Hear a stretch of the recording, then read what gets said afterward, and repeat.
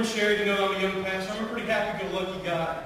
And so far being a pastor, everything's going pretty good, and pastors have told me that it's the honeymoon stage, they said, and in a few months I'll become a real pastor when everything happens, he said. But, as a young guy who really loves church and loves the Christian faith, and that's my real passion, it seems like there are a few things that always seem to come up in conversation. Whether it's with a friend that's a Christian, a friend that's not a Christian, a friend in the church, outside the church. We always seem to end up talking about the future. And in talking about the future of the Christian faith, and the future of the church. And oftentimes these discussions go in many directions. It was last year before Easter that the cover of Newsweek came out. And on the cover of Newsweek, it had in red letters, "The Decline and Fall of Christian America." And the article, it was a very cordial article, I thought, but in it there were certain fact statements that stuck out to me. In the article, John Meacham said that the percentage of self-identified Christians declined 10% since 1990. People unaffiliated with any group has doubled in recent years to 16%. That's unaffiliated with any faith group at all. People describing themselves as atheistic or agnostic has increased fourfold from 1990 to 2009. Meacham went on to also say that speaking of our culture, essentially Christianity is losing relevance. And in his forecast, that's the way it was going to stay. Speaking about our culture, he said that the Old Testament and the New Testament are no longer relevant texts that have anything to say, but have been surpassed by the Constitution or the Declaration of Independence in importance. Reading that as a young pastor, a young man passionate about the faith, that can be real challenging, I'm going to get him, But at the same time, there are times when I hear that from people in the church, people outside the church, that it leaves me a little discouraged. It leaves me a little worried. And it was on a night of worry that this text really came alive to me. It really opened up itself to me. And so let me share with you this story that we find in Mark chapter 5. The story starts off with Jesus stepping off of a boat. As he's stepping off the boat, his feet touch the sand, and his disciples are behind him. And I imagine him looking off into the hills that are ahead of him. And looking off into the hills, I imagine they can hear a noise. Tell the story.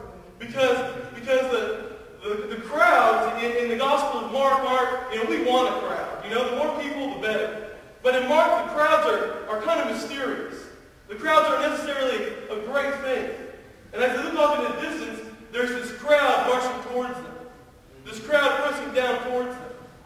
And as this crowd gets closer, this crowd is full of people who are desperate for something. They're people who are physically ill, people who are mentally ill, people who are demon-possessed, people who desperately need the man who just stepped off that boat. And as this crowd is coming towards them, it seems that one man stands out from the crowd, a man named Jairus. Jairus, as just a matter of fact, of person, is a lot different probably than the crowd. The text tells us that Jairus is a leader of the synagogue. And as a leader of the synagogue, that would make him one of the most powerful and prestigious people of his community. But as I picture Jairus coming with this crowd, I imagine that you couldn't see that right then. That as Jairus is coming, you can't see, here's a man of power, a man of prestige, because he's got that same look, that same desperation. And as Jairus comes, he's not ill, he's not sick, but he comes with a request. He says, "Come and lay your hands on her, that she may be healed, and she will live." Jairus pointed out, please come with me. And I can imagine being Jairus, how overjoyed he was when Christ said, "All right, here I go. Here we go." But now as Jairus has convinced Jesus, they turn around, and the image I have in my head is that to get to Jairus' house, there's still this crowd. And so as Jesus and Jairus and the disciples are getting in there, I picture them, they're wiggling through the crowd, trying to step over legs and arms and bodies, just trying to get through. I imagine if I was Jairus, I would be panicked.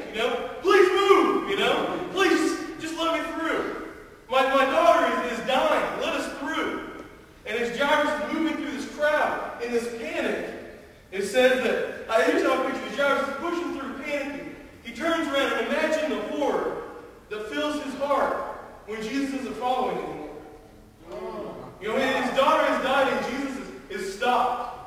And even more ridiculous is that we see Jesus here intertwined in this crowd that the text says is thronging him. And he stops and he asks a question. He says, "Who just touched me?" He asks, "Who just touched me?" The disciples' reaction is pretty funny. They say, "You see the multitude thronging you, and you say, 'Who touched me?'" Essentially, they're saying, "What do you mean, who just touched you? I touched you, he touched you, everybody in this crowd touched you. And the Methodist with the goatee, he touched you. You know, everybody's touched you, Jesus." And as Jesus is looking around, it becomes clear all of a sudden that something different has happened. Because as he looks about, there's a woman on the ground. And this woman who is on the ground says that she's fearing and trembling, knowing what had happened to her. This woman, the text tells us, is a woman who had suffered from a flow of blood for 12 years. As a woman suffering from that, she was only taking part in something that's common in a woman's life. But what is uncommon in a woman's life is that this should persist for 12 years unceasing. And as it's continued, we've got to realize that in their culture, a woman going through this was considered unclean. And being unclean, she needed to be separated from her community. And so even more so, as a woman separated, even though you saw her walking around, even though you saw her talking, breathing, this woman was dead. Socially dead, spiritually, she didn't go to the temple. She was cut off. She'd experienced 12 years of walking death in her life. And even though she was in a crowd of people bumping shoulders with Jesus, when she reached out to touch him, something changed. Because when she reached out in faith. And as this woman reaches out in faith, it says that the flow of blood in her is dried up. That this condition comes to an end. And she stands here fearing and trembling because she has broken the rules. As an unclean woman, if she touches Jesus, Jesus becomes an unclean man. According to the rules, Jesus should have to go and cleanse himself because he's been touched by this woman. But instead of this woman's unclean state being transferred to Jesus, instead of her troubles interrupting his peace interrupted her trouble. And this woman's life is changed.